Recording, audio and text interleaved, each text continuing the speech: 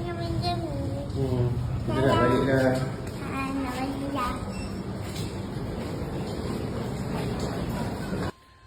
Alhamdulillah kita dah settle percutian kita di Ipoh 2 hari 1 malam.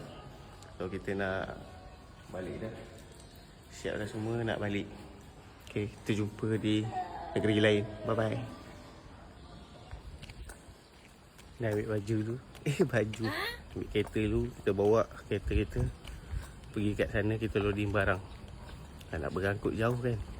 Jadi kita ambil baju dulu. Baju lagi. Ambil kereta. Shoo.